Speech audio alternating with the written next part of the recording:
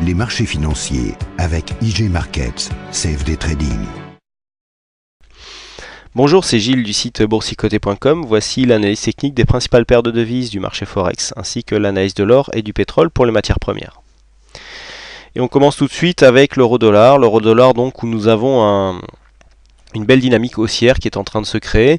Donc là on vérifie totalement le setup qui avait été donné lors du précédent webinaire sur les mises en tendance donc de certains mouvements, avec ici contact sur la bolle sup qui nous a donné un mouvement d'entrée sur ici ce contact avec la moyenne mobile exponentielle 20, et donc continuité du mouvement haussier qui là eh bien, nous donne une très grosse amplitude, donc par rapport au point d'entrée que nous avions ici à 1,3220, eh bien nous sommes à 1,3460, donc 240 pips donnés rien que sur ce mouvement par cette approche que je vous ai présentée, je vous rappelle, gratuitement. Bon, quoi qu'il en soit, nous sommes ici sur une phase largement surachetée du point de vue des oscillateurs, avec une grosse amplitude au niveau du MACD. On devrait quand même arriver à une phase de consolidation que j'attendais ici suite à ce mouvement d'exagération, mais qui n'est pas venu. On est vraiment sur un mouvement très dynamique, un mouvement de fond qui devrait donc donner une hausse assez soutenue des cours. Donc pour ceux qui ont eu la chance de rentrer, la chance ou le flair de rentrer sur cette zone, eh bien vous êtes relativement bien placé. Bon, pour rentrer maintenant en cours de mouvement, là c'est très dangereux tant qu'on est au contact de la bolle sup. Donc il faut attendre un petit point de consolidation qui pourra aider à rentrer en tendance. Donc là pour l'instant, tendance haussière, difficile de rentrer sur un tel mouvement. On attend une consolidation avant de prendre le train en marche. Et on continue avec le CAB, donc le CAB qui nous a fait une grosse surprise, puisqu'après ici je dirais un signal plutôt baissier, et bien nous avons une totale invalidation, puisque les cours sont remontés en flèche dans la journée. Donc là on est venu invalider ici le mouvement. Donc là pour l'instant nous sommes au contact de la bolle sup. Pour l'instant la dynamique est vraiment très forte.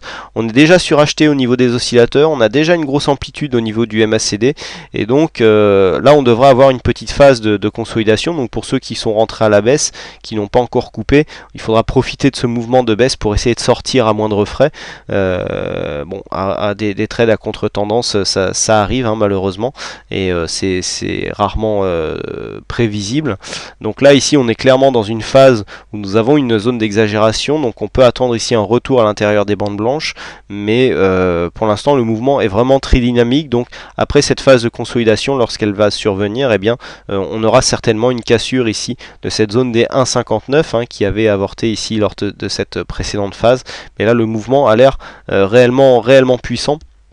Donc là pour l'instant on inverse donc la tendance qui tendait à passer à la baisse, et on passe ici en flux acheteur.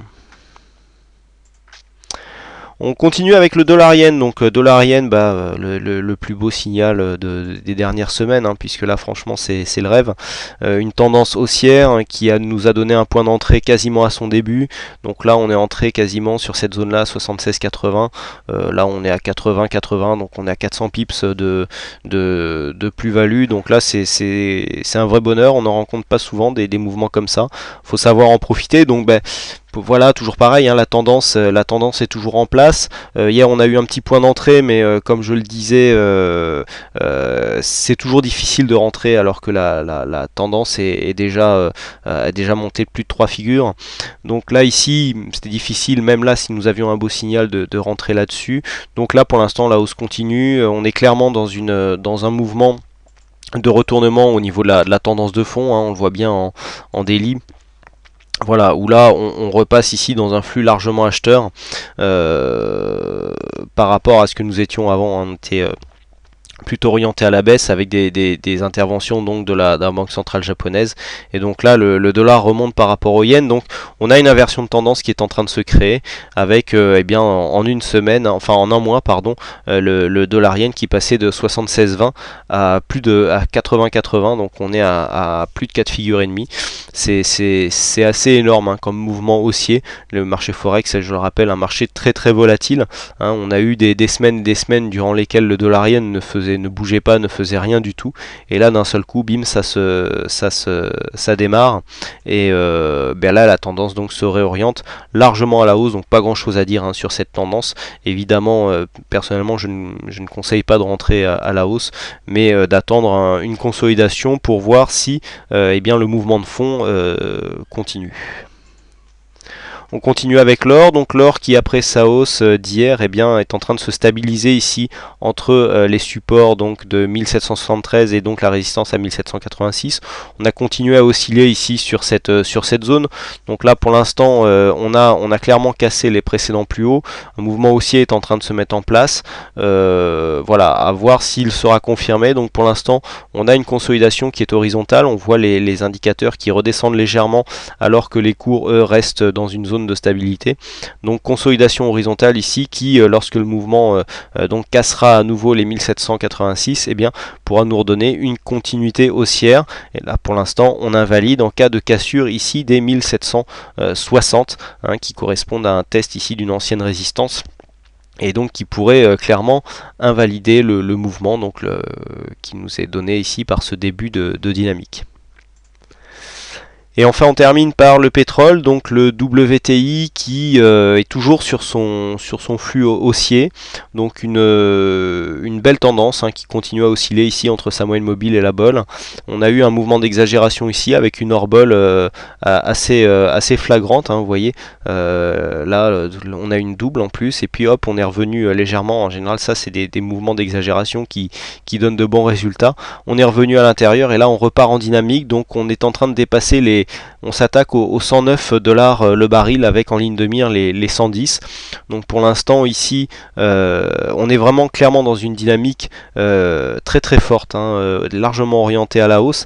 On est passé quand même cette semaine de 105 ici à 109, ça fait 4% quasiment de hausse. C'est assez gros pour il y a des tensions géopolitiques qui sont en train de se créer, qui explique un petit peu ce mouvement, mais là le mouvement largement haussier, donc toujours pareil, un mouvement largement entamé, donc difficile de rentrer sur cette phase.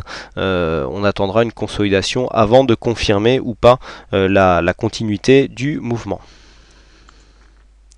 Voilà ce que l'on peut dire donc sur ces principales analyses techniques Forex et matières premières. Donc comme je l'ai dit déjà sur la vidéo CAC, je ne serai pas là, donc il n'y aura pas d'analyse vidéo la semaine prochaine pour cause de congé. Donc je vous retrouve dès le lundi de la semaine d'après. Et en attendant, je vous souhaite donc à toutes et à tous une bonne soirée, un bon week-end et bonne chance dans vos futurs trades. Et je vous remercie aussi pour votre fidélité, vos nombreuses visites sur le site boursicoté.com. En attendant donc et les retours des vidéos. Voilà, bonsoir, bon week-end à tous, merci pour votre attention et à bientôt pour de prochaines analyses vidéo.